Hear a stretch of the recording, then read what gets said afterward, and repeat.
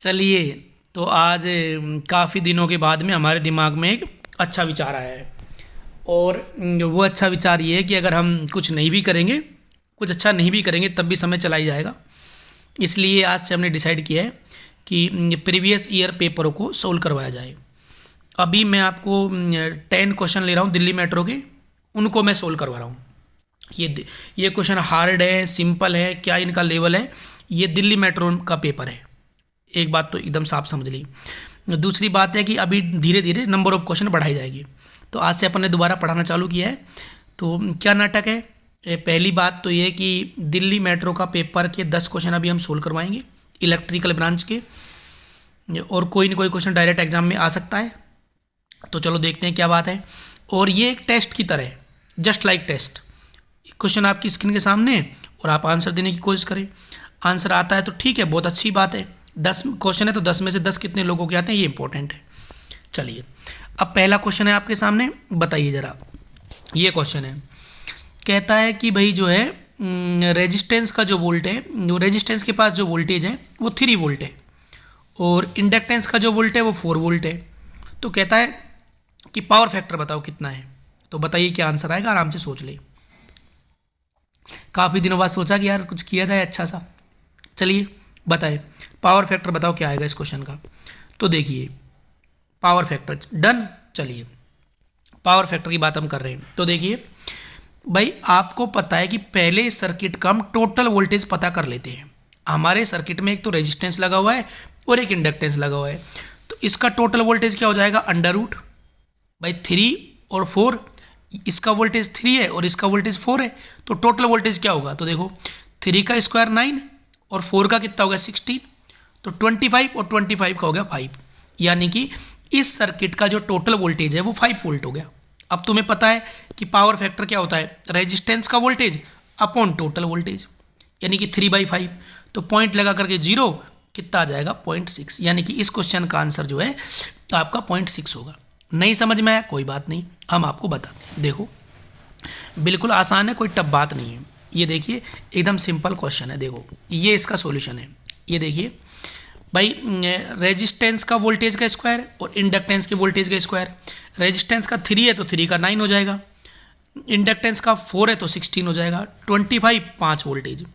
अब तुम्हें ये पता है कि जो पावर फैक्टर है ये होता है वोल्टेज रेजिस्टेंस का अपॉन टोटल वोल्टेज 3/5।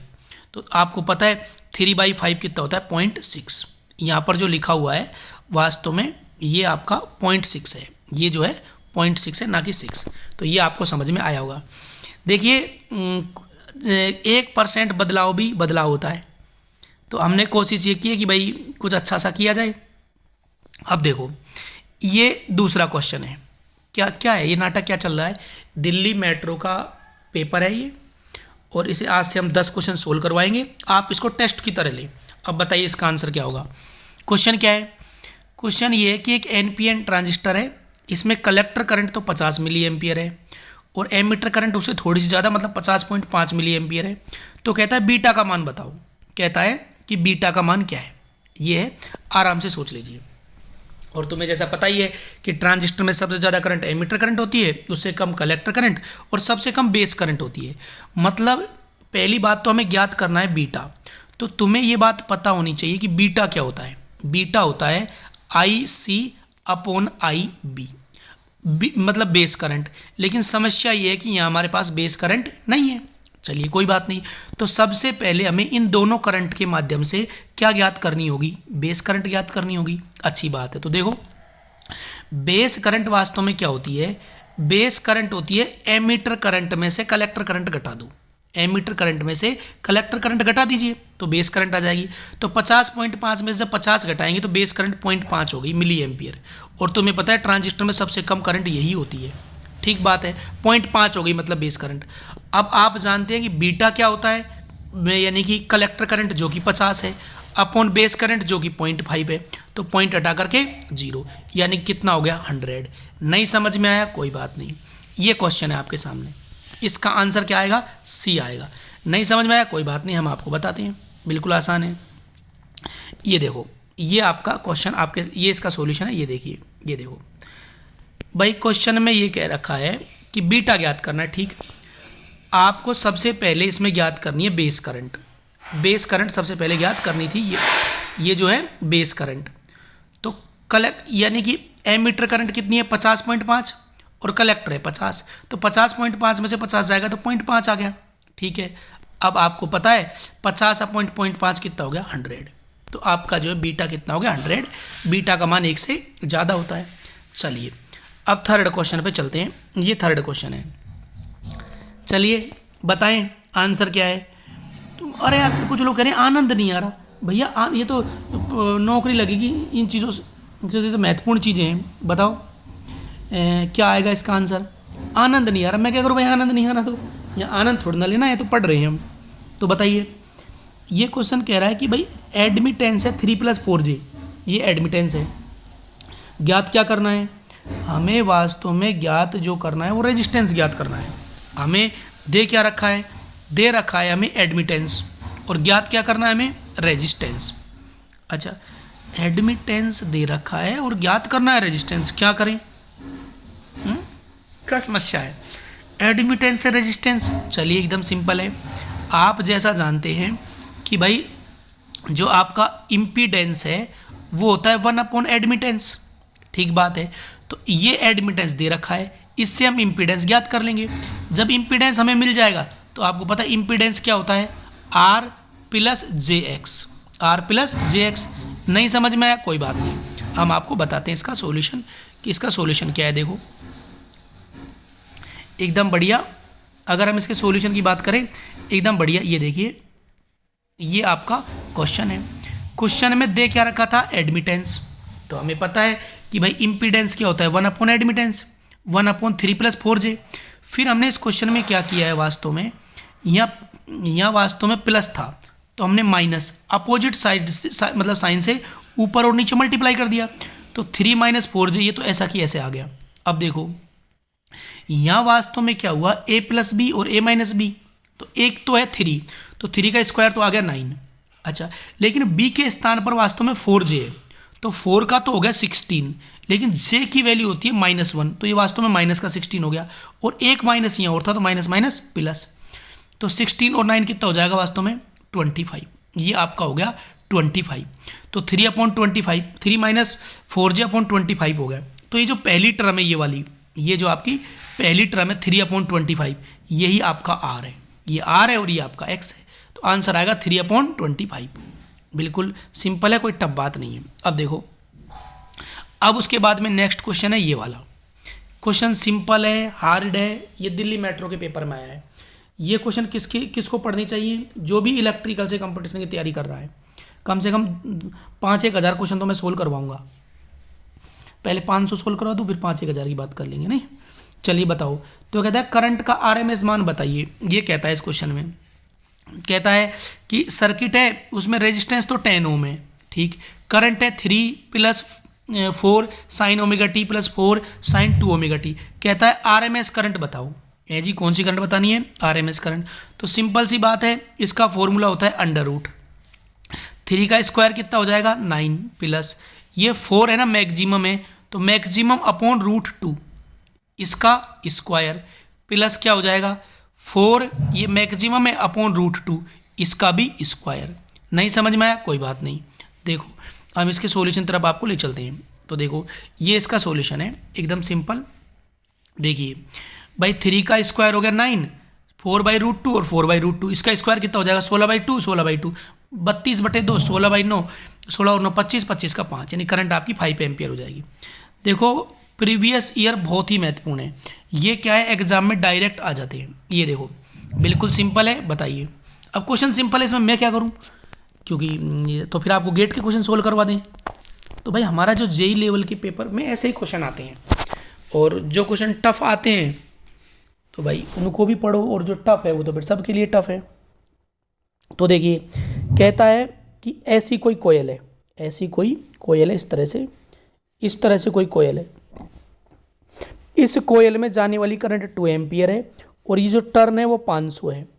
तो आपको पता है MMF क्या होता है एम्पियर टर्न, तो ये हो जाएगा 1000, ये आपका 1000 होगा, 1000 एम्पियर टर्न। अच्छा ये क्या है MMF, M और F, एम का मतलब मैग्नेटो मोटिव फोर्स। तो आपको समझ में आया होगा, सिंपल है, इसमें समझने के लायक कुछ था भी नहीं। अच्छा नेक्स्ट क्वेश्चन, ये 6 नंबर क्वेश्चन है।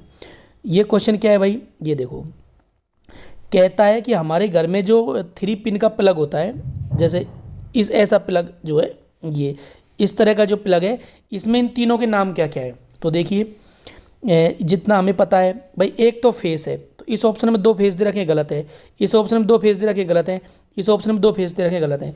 एक फेज है, एक आपका न्यूट्रल है और एक आपका ग्राउंड है। तो आंसर आपका क्या हो जाएगा, बी, बिल्कुल सिंपल है। चलिए नेक्स्ट क्वेश्चन है 7th, ये 7th क्वेश्चन है। अब ये 7th क्वेश्चन वही स्टूडेंट कर सकता है जिसको फॉर्मूला पता है। कुछ देख लो एकदम बढ़िया, जस्ट लाइक टेस्ट, आंसर बताओ क्या है इसका। कहता है कि एक सीरीज आरएलसी सर्किट है, ये आर, ये एल और ये सी, सीरीज आरएलसी सर्किट है। इसका मान 10 ओम है, इसका मान 10 मिली हेनरी है और इसका मान 1 माइक्रोफेरेड है। कहता है क्वालिटी फैक्टर बताओ, क्वालिटी फैक्टर क्या है, और सीरीज वाली बात है। तो इसको वही स्टूडेंट कर सकता है जिसको फॉर्मूला पता है।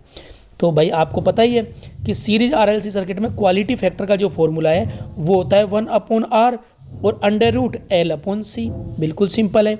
चलिए हम आपको बता देते हैं। देखो, एक दिन में एक क्वेश्चन भी अच्छा पढ़ा होता तो 365 दिन में 365 क्वेश्चन अच्छे पढ़ लिए होते, और पेपर में तो तुम्हें पता है कितने क्वेश्चन आते हैं, 100, 125, 150 इतने आते हैं, फिर सिलेक्शन क्यों नहीं होता। अब इसके बारे में तो क्या ही कहा जाए, इसका मतलब हम क्वालिटी क्वेश्चन नहीं पढ़ते। ये देखो, अब क्वालिटी फैक्टर क्या है, 1/r और √L/C।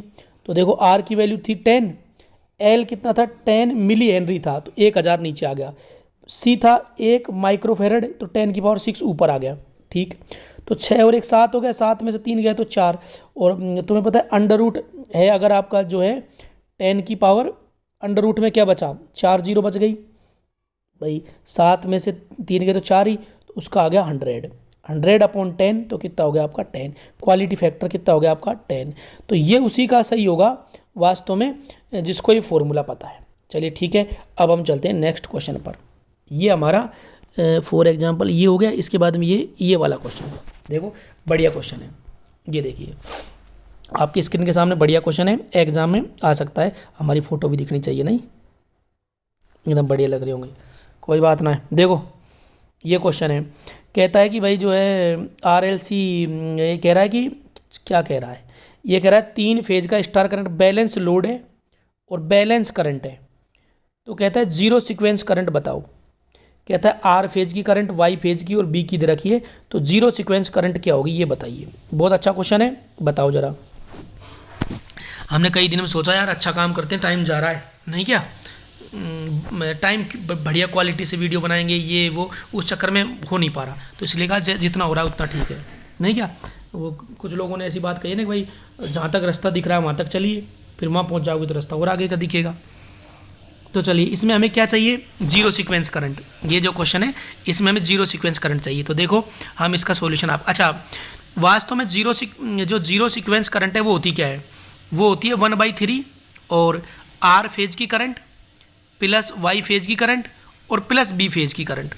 इसका जो सॉल्यूशन आएगा वही 0 सीक्वेंस करंट है। चलो हम आपको बताते हैं, हमने इसका सॉल्यूशन जो है किया है, ये इसका सॉल्यूशन है। देखो एकदम बढ़िया, ये आपके सामने आ गया। देखो भाई 0 सीक्वेंस करंट क्या है, 1/3 R फेज की करंट, ये R फेज की करंट, Y फेज की करंट और B फेज की करंट, ये एक्चुअल में I और Y है, Y फेज की करंट।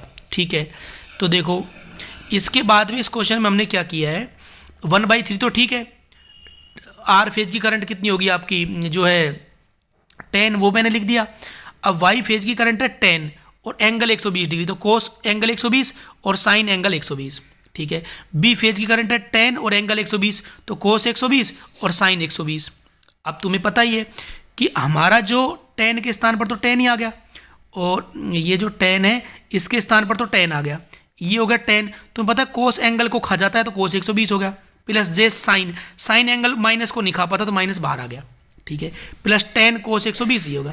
अब तुम्हें पता है ये तो कट ही जाएगा, तो ये होगा यानी कि 20 कोस 120 और 10। अब तुम्हें पता है कोस 120 की वैल्यू क्या होती है, -1/2, तो ये होगा माइनस का 10 प्लस का 10, ये होगा खत्म 0। तो आपकी 0 सीक्वेंस करंट क्या हो गई, 0। तो आई होप आपको ये बात समझ में आई होगी, और नहीं समझ में आई तो भाई समझो बिन मेहनत तो किसी को स्वर्ग मिला नहीं। आज भाई बिना मरे आज तक किसी को स्वर्ग मिला नहीं, मिला तो आपको भी कैसे मिल जाएगा। ये देखो एकदम बढ़िया 9th क्वेश्चन आपके सामने, जस्ट लाइक टेस्ट। बताइए आंसर क्या होगा। एकदम कहता है कि भाई एकदम पहले फोटो दिखनी चाहिए, वो इंपॉर्टेंट है। नहीं तुम आंसर पे ध्यान दो भाई, आंसर क्या आएगा। बताइए एकदम बढ़िया आंसर क्या है। भाई ये कहता है कि जो है ये find the value of current. भाई करंट की वैल्यू क्या होगी ये कह रहा है। अच्छा दे क्या रखा था, जो दे रखा है AC वोल्टेज सोर्स है जिसका वोल्टेज तो 250 है। बढ़िया है भाई, वोल्टेज 250 है। एक्टिव पावर दे रखी है और रिएक्टिव पावर दे रखी है। तो हम क्या, जब एक्टिव पावर और रिएक्टिव पावर दे रखी है तो हम एपरेंट पावर ज्ञात कर लेंगे। तो आपको पता है एपरेंट पावर क्या होती है, एक्टिव का स्क्वायर, ठीक है, प्लस रिएक्टिव का स्क्वायर मतलब 400 का स्क्वायर। तो तुम्हें पता है 300 और 400 का स्क्वायर क्या आएगा, 500 का स्क्वायर। सॉरी, तो 500 का स्क्वायर का अंडर रूट कितना हो जाएगा, 500 हो जाएगा। तो हमारी जो एपरेंट पावर है वो कितनी हो गई, 500 वोल्ट एम्पियर हो गई। और वोल्ट एम्पियर, वोल्टेज कितना दे रखा है 250 वोल्ट। तो वोल्टेज से वोल्टेज खत्म, इससे 2 बार कटेगा तो कितनी एम्पियर हो गई, 2 एम्पियर। नहीं समझ में आया, कोई बात नहीं, हमने सोल्व कर रखा है, बताते हैं आपको। ये देखो भाई बात सीधी सीधी ये है, ये क्वेश्चन है। ये जो 300 आपको दे रखा था ये एक्टिव पावर थी, ये आपकी एक्टिव पावर है, ये आपकी रिएक्टिव पावर है। तो 500 वोल्ट एम्पियर एपरेंट पावर आ गई। तो हमने क्या किया, 500 वोल्ट एम्पियर में 250 वोल्ट का भाग दे दिया। तो वोल्टेज से वोल्टेज खत्म, ये इससे 2 बार कट गया तो कितना हो गया, 2 एम्पियर हो गया। एकदम सिंपल सी बात है। चलिए अब चलते हैं नेक्स्ट क्वेश्चन पर कि भाई नेक्स्ट क्वेश्चन क्या है। चलिए एकदम यस भाई देखो सीधी सीधी बात है, दुनिया में सबसे बड़ी चीज़ है धैर्य। मैं तो यही बात मानता हूँ, ज्ञान की कोई कमी ना, बस पढ़ने में जोर आता है। देखिए ये कह रहा है कि 3 फेज इंडक्शन मोटर है, frequency of rotor EMF at standstill is equal to. भाई बात यह है, ये चाहता क्या है पहले ये देख लेते हैं। 3 फेज की इंडक्शन मोटर है, कोई बात ना था, 3 फेज की इंडक्शन मोटर कोई समस्या ना है। अच्छा अब कह रहा है कि 3 फेज की इंडक्शन मोटर में रोटर EMF की फ्रिक्वेंसी क्या होगी स्टैंड स्टील में। स्टैंड स्टील का मतलब है रोटर की स्पीड 0। तो तुम्हें पता है स्टैंड, अब ये पूछ रहा है रोटर EMF की फ्रिक्वेंसी। तो तुम्हें पता है रोटर की फ्रिक्वेंसी क्या होती है, स्लिप इनटू सप्लाई फ्रिक्वेंसी। ठीक बात है, लेकिन बात यह है कि इसने कहा स्टैंड स्टील। स्टैंड स्टील का मतलब है जब रोटर की स्पीड 0 हो, और तुम्हें पता है जब रोटर की स्पीड 0 होती है तो स्लिप का मान 1 होता है। तो रोटर की फ्रिक्वेंसी, रोटर की EMF की फ्रिक्वेंसी और सप्लाई फ्रिक्वेंसी बराबर होती है। तो आंसर क्या आएगा, ए आएगा। चलिए तो मेरे भाइयों को ये बात समझ में आई होगी। ये मैंने दिल्ली मेट्रो के पिछली साल का जो पेपर आया था उसके 10 क्वेश्चन मैंने आपको सोल्व करवा दिए हैं, और भी मैं कोशिश करूँगा और मतलब पेपर सोल्व करवाए जाएंगे। मतलब 1% भी कुछ अच्छा काम कर रहे हैं तो बढ़िया ही है। और दूसरी बात यह है कि आपको अगर 10 के 10 क्वेश्चन आते थे तो अच्छी बात है, कल इसी पेपर के आगे के क्वेश्चन करवाए जाएंगे। ये डेमो की तरह आज अपने प्रोग्राम जमाया है, ठीक है। चलिए देखो बात ऐसी है कि गिनती है ना योद्धाओं में होनी चाहिए, कायरों में नहीं। महत्वपूर्ण सफलता नहीं है, महत्वपूर्ण है प्रयास। बस 10 क्वेश्चन सोल्व करवा दिए, अब आगे देखेंगे कल।